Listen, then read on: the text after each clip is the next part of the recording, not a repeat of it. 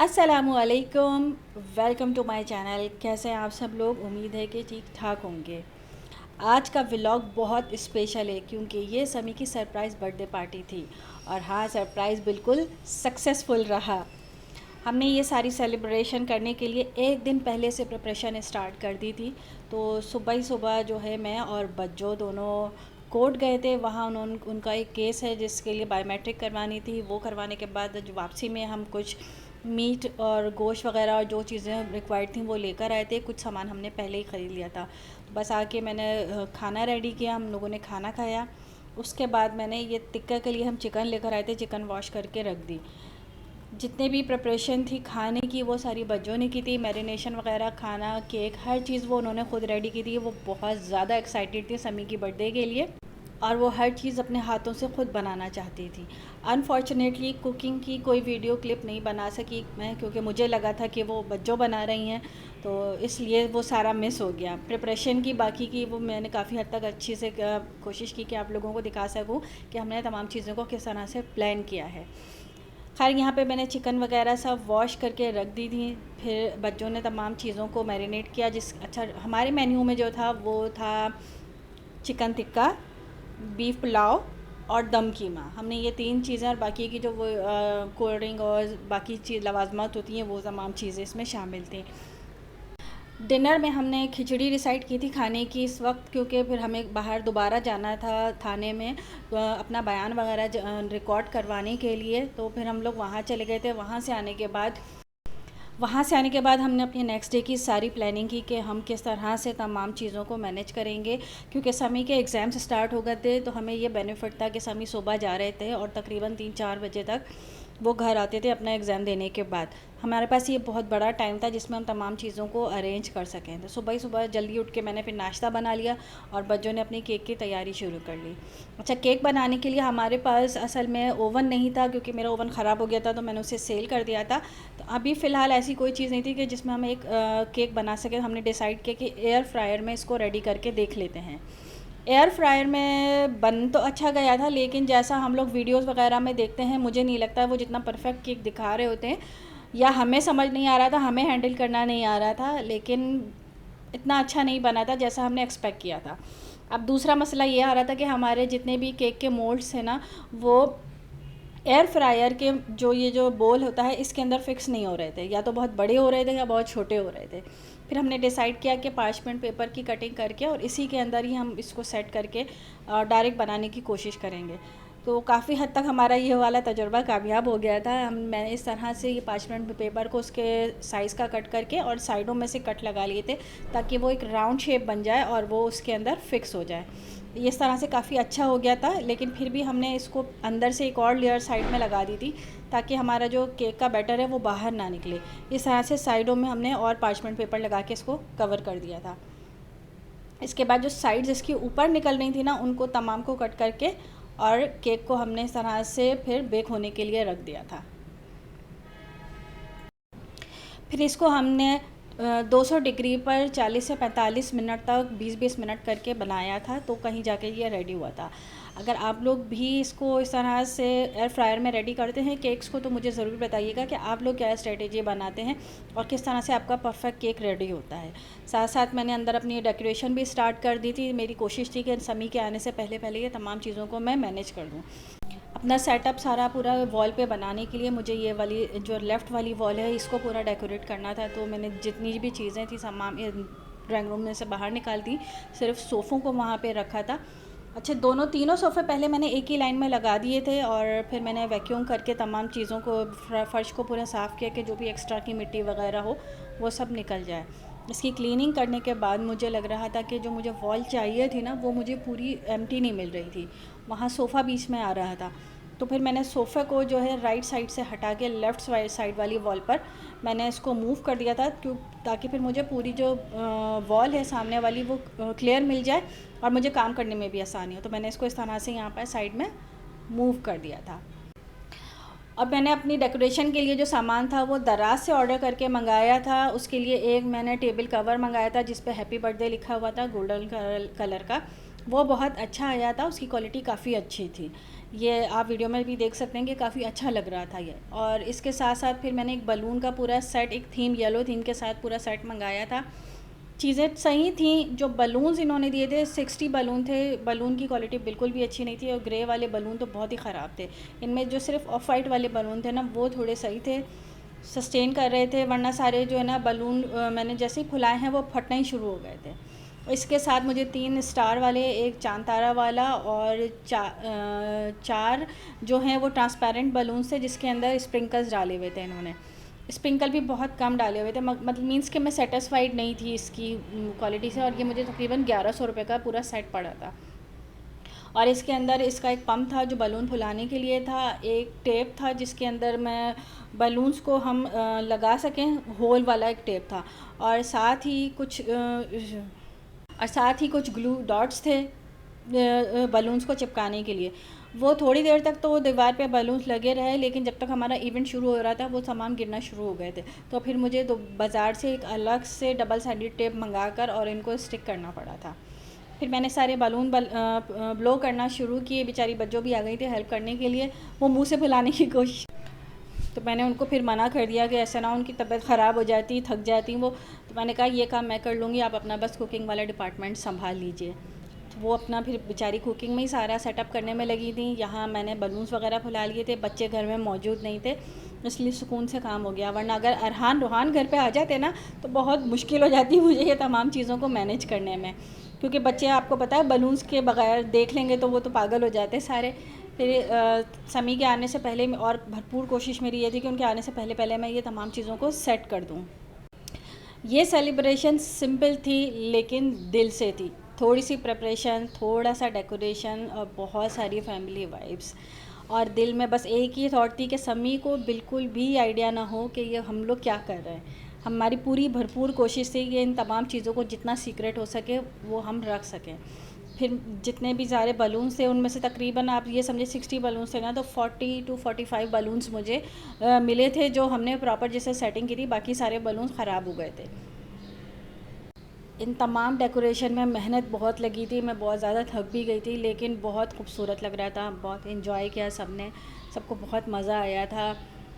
काफ़ी डांस वांस बच्चों ने भी किया था, वो काफ़ी क्लिप्स मैंने नहीं की थी क्योंकि उसमें फैमिली के लोग नज़र आ रहे थे, तो मैंने प्राइवेसी की वजह से वो वाले क्लिप्स ऐड नहीं किए हैं। सिर्फ ये प्रिपरेशन के ज़्यादातर मैंने किए हैं, सेलिब्रेशन के इतने ज़्यादा मैंने क्लिप्स ऐड नहीं किए थे इन्हीं वजूहात की बिना पर। बस मैंने फिर ये सारे बलून्स का एक गार्डलैंड बनाया और उसको वॉल पर लगा दिया था। जितनी देर में मैं ये तमाम काम कर रही थी इतनी देर में हमारी बच्चों का केक भी रेडी हो गया था। बच्चों इतना सेटिस्फाइड नहीं थी इस केक से, उनको ये इसका जो रेडी हुआ था ये इतना अच्छा नहीं हुआ था, इतना ज़्यादा फ्लफ़ी भी नहीं बना था ये। तो फिर उन्होंने एक और केक बाद में दोबारा से बनाया था, दूसरा केक। वो जो बनाया था वो उन्होंने तवे पे बनाया था और वो बहुत अच्छा बना था। यहाँ पे हमारा खाना बनना भी स्टार्ट हो गया था, ये पुलाव की तैयारी बच्चों कर रही थी और यहाँ पर ये टिक्का हो रहा था। इसके अलावा दम कीमा भी बनाया था, तो वो उन्होंने पहले से रेडी कर दिया था क्योंकि उसके अंदर कोई ऐसी वो नहीं थी, वो रात में ही मैरिनेट कर चुकी थी इसलिए।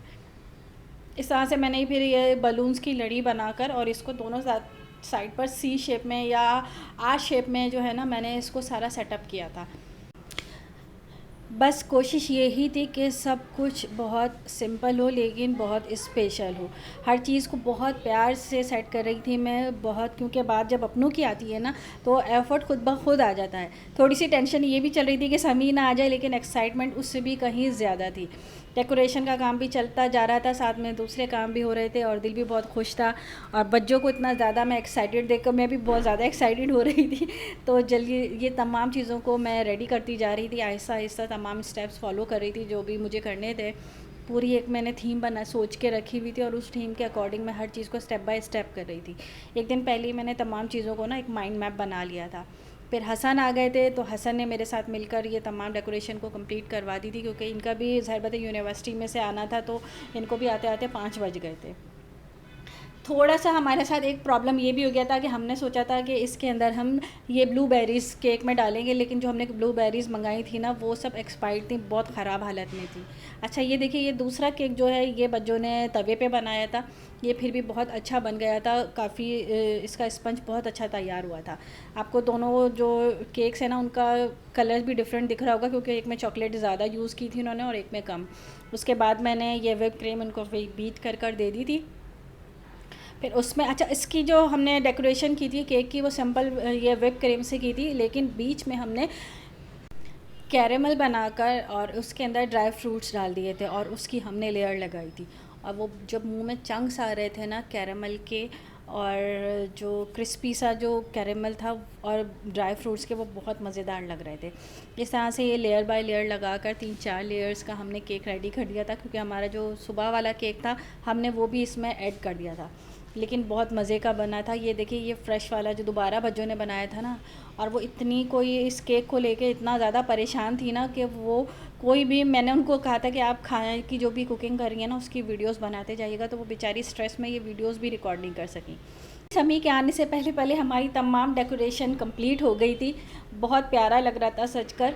अच्छा ये जो 20 नंबर का जो बलून है ना, ये मुझे सेट में नहीं मिला था, इसको मैंने अलग से मंगाया था।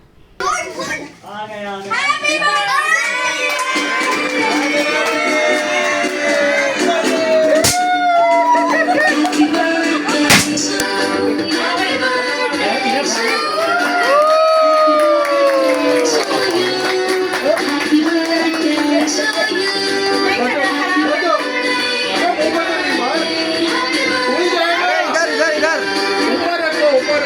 उसके बाद खूब हल्ला गुल्ला करने के बाद सबको भूख लगने लगी, तो बस हमने खाना डिनर सेट किया। ये उसकी सारी क्लिप्स हैं, सबने बहुत एंजॉय किया, सब कुछ बहुत मज़े का बना था। जब समी आए थे और हमने उनको बुलाया, लाइट्स ऑन हुई, तो समी का रिएक्शन प्राइसलेस था। यही तो मोमेंट होते हैं जो ज़िंदगी में ना हमेशा याद रहते हैं। समी को हमेशा याद रहेगा कि उनकी ये बर्थडे कैसे सेलिब्रेट की गई। वो हमें बस एक ये चीज़ थी कि उनको ये ना लगे कि उनके फादर नहीं थे तो उनकी बर्थडे किसी ने सेलिब्रेट नहीं की, उनको बहुत ज़्यादा जो है अकेला लोनली फ़ील ना हो। तो इसी बात को लेके बच्चों और ज़्यादा इन चीज़ों में एक्साइटेड हुई थी। खैर बहुत मज़ा आया था, सबने बहुत ज़्यादा एंजॉय किया था, खाना भी बहुत ज़्यादा मज़े का बना था।